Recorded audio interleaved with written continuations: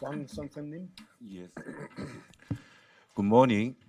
My name is Hwang Incheol, and I'm representing the 1969 Korean Air Abductees Family Association. First of all, I would like to express my deepest gratitude to the Japanese government for inviting me and to the Hudson Institute and the HRNK for co-hosting this seminar on the North Korean abduction issue. It breaks my heart to meet Mrs. Cindy Wonbier, who lost her to the brutal North Korean regime.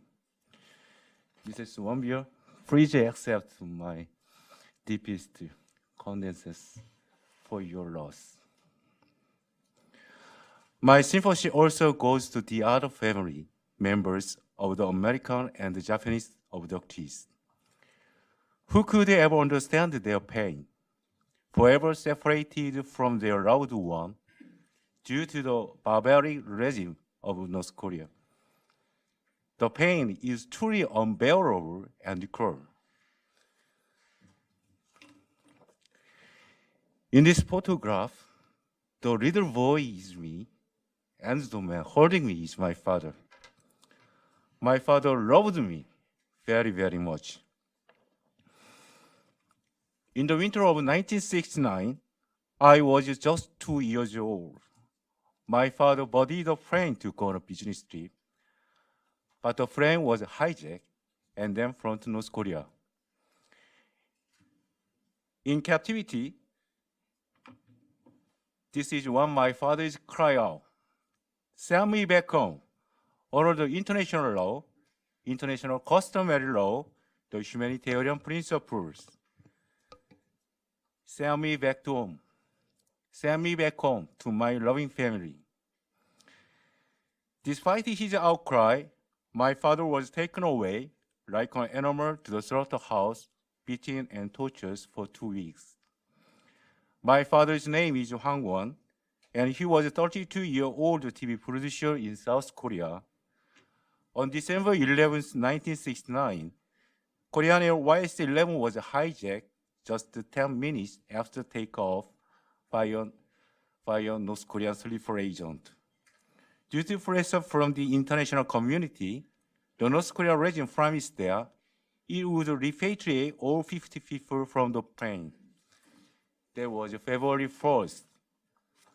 But then, on the 14th, the North broke its own promise, returning only 39 passengers. Testimony of the 39 people who returned revealed that my father was being detained against their will by the regime.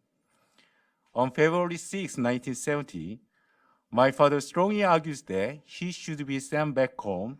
He sang a song titled, "I Want to Go Back in Korea." He kept singing that song as the soldier dragged him out.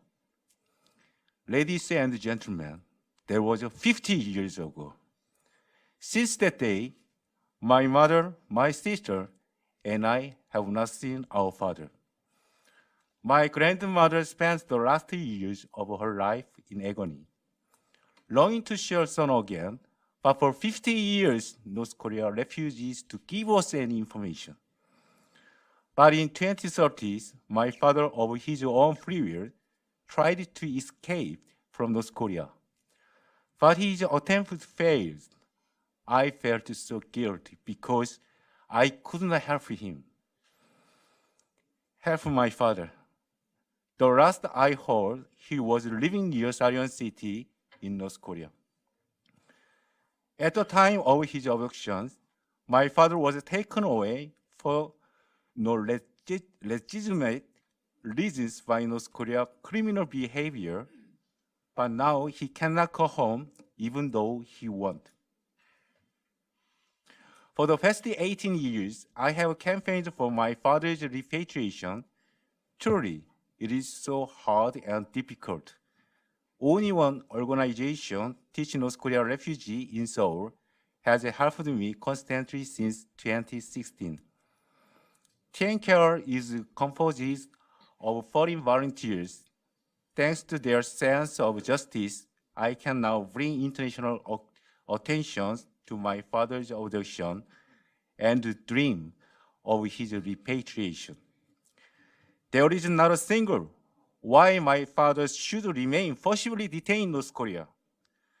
Not just my father, countless number of people are forcibly detained in North Korea.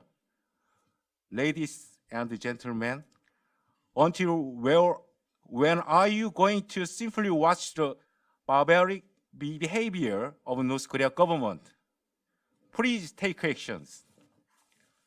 The North Korea government hijacked a civil aircraft and refused to abide by the Convention for the Suppression of Unlawful Seizure of Aircraft. More than anything, I urge you and the international community to demand my father's repatriation. The same goes for all the American and Japanese citizens who are abducted by North Korea.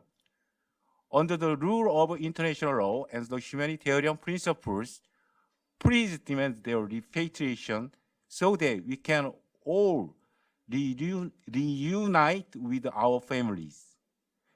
Ladies and gentlemen, I want to meet my father before he died. All the victims should be allowed to meet their families before they die. Please help us bring our families home while they are still alive. Thank you very much.